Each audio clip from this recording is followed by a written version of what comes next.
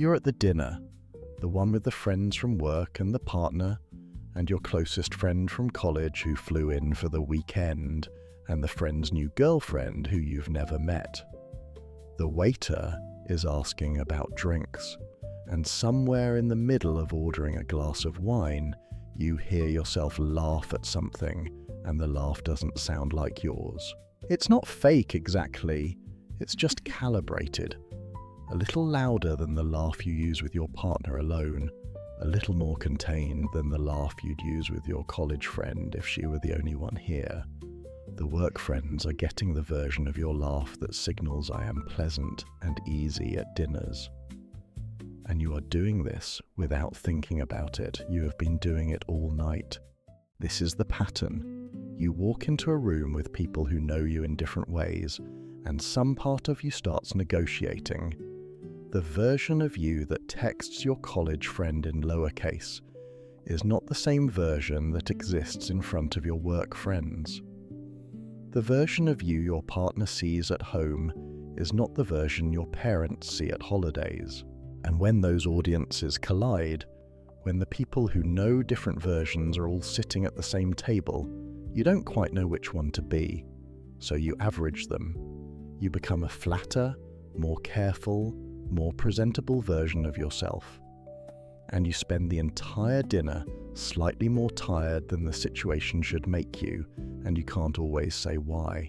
People who experience this often worry that it means they're fake, that they don't have a real self, that if they were a more authentic person, they'd be the same with everyone. This worry is very common and very wrong, and it's worth pulling apart. The fact that you adjust your behavior across different relationships is not evidence of inauthenticity. It is evidence of social intelligence. Humans evolved in groups with complex hierarchies, multiple kinds of relationships, and contexts that demanded different versions of communication. Speaking to your grandmother the way you speak to your best friend isn't more honest, it's just less attuned. The version of yourself you bring to each relationship isn't a costume, it's a translation.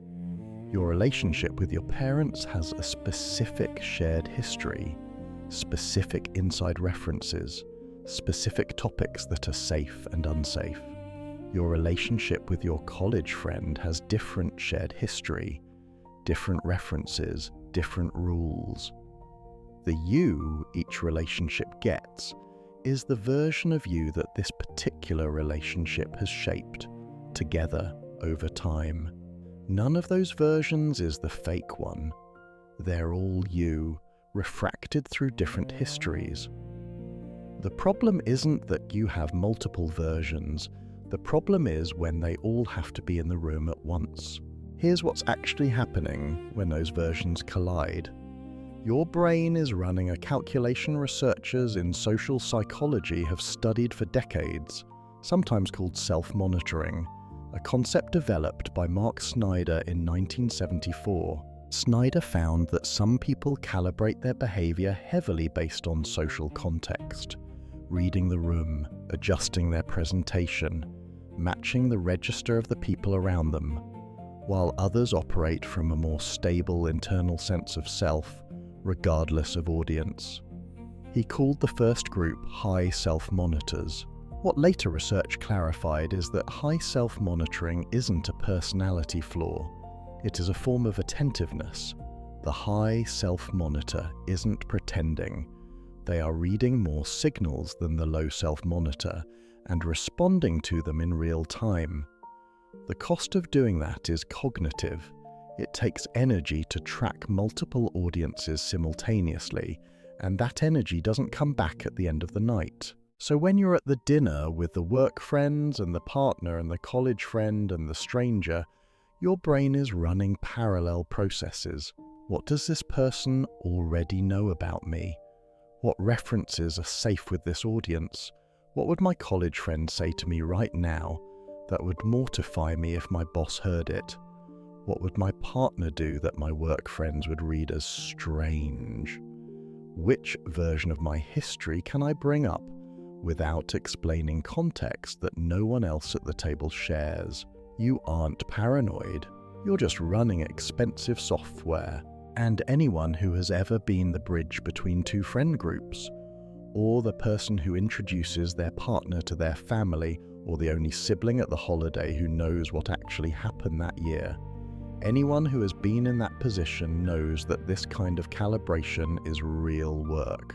There's also something specific about the moment when those audiences see each other for the first time. Researchers call this context collapse, when multiple distinct social contexts suddenly merge into one. The term emerged in the early 2000s in research on social media, where someone's co-workers, ex-partners, parents and acquaintances were suddenly all reading the same post. But the experience predates social media. Family weddings have always been context collapse events. So have funerals. So have the dinners where two friend groups meet for the first time. The exhaustion isn't because something is wrong with you. It is because your brain is doing in real time what a social media algorithm fails to do, making sure each version of you is intelligible to people who only know one version of you. Here's the reframe. The fact that you have different versions of yourself for different people is not evidence that you don't have a real self. It is evidence that you have many real selves, each shaped by a real relationship, and you are taking the work of holding all of them seriously. The exhaustion at the end of a multi-audience evening is the visible cost of that work. It isn't a sign that you faked your way through dinner.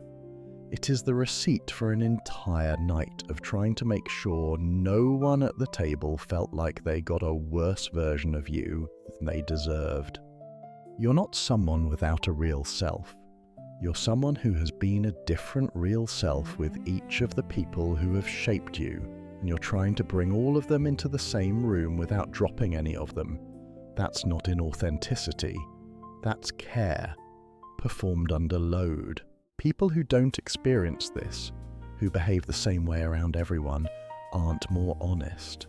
They may simply have fewer audiences to track or less awareness of how they're being read, or relationships that don't have the complexity to demand calibration.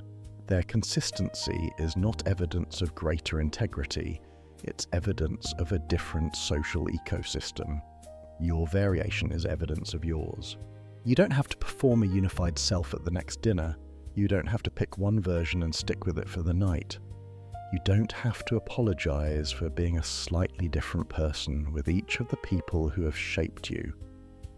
What you can start to notice is that the tiredness after these evenings is not evidence that you did something wrong. It is evidence that you did something hard, and that something hard was, in its own way, a form of love.